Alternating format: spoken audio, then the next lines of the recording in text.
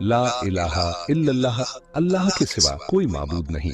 यह पैगाम सुनते ही जैसे सदियों पुरानी रस्मों और अंधे तस्सुब पर बिजली गिर गई।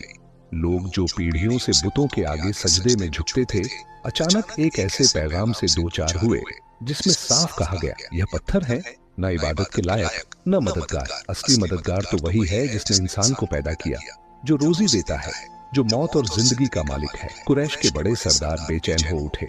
अबू जहल, अबू लहब और उनके जैसे लोग आपस में बैठकर तरह तरह की साजिशें करने लगे। कोई कहता, यह मोहम्मद हमारे बाप दादाओं के दीन को झुठला रहा है।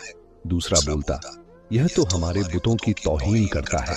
तीसरा ताना मारता, भला ऐसा भी हो सकता है कि खुदा नजर ना आए, कोई तस्वीर ना हो, कोई मूर्ति ना हो, और फिर भी लोग उसे माने। मक्का की गलियों में हर तरफ अजीब सी गुफ्तगू होने लगी। कोई महफिल ऐसी ना थी जहां यह बात ना होती कि मोहम्मद सल्लल्लाहु अलैहि वसल्लम क्या कह रहे हैं और क्यों कह रहे हैं। नफरत का माहौल दिन ब दिन बढ़ता जा रहा था।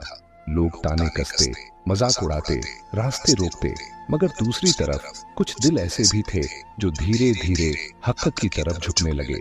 जब लोगों ने रसूलुल्लाह सल्लल्लाहु अलैहि वसल्लम की बातें सुनी तो उनके दिलों में एक अजीब सी हलचल पैदा हो गई। वो सोचने लगे, यह शख्स तो कभी झूठ नहीं बोला, कभी धोखा नहीं दिया। अगर आज यह कह रहा है कि अल्लाह एक है तो यकीनन इसमें सच्चाई होगी।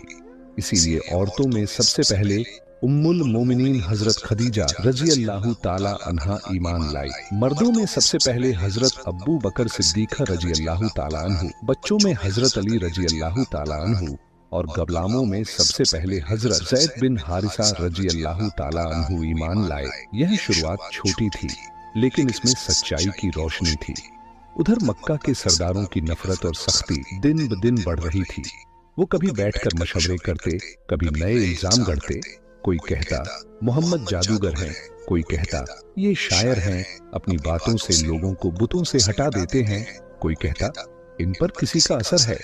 मगर जितनी कोशिशें वो करते, उतनी ही तेजी से हुजूर सल्लल्लाहु अलैहि वसल्लम का पैगाम लोगों के दिलों तक पहुंचता जाता। यह वो वक्त था जब इस्लाम की दावत एक तरफ नफरत और तानों की आग में जल रही थी और दूसरी तरफ हक़ की तलाश में भटकते दिलों को ठंडक और सुकून दे रही थी। मक्का का हर कोना इस आवाज से गूंज रहा था, ला इलाहा इल्लल्लाह। कुछ चेहरे गुस्से से लाल थे, कुछ हैरत में गुम थे और कुछ आंखों में आंसू लिए कह रहे थे, यही तो सच्चा दीन है।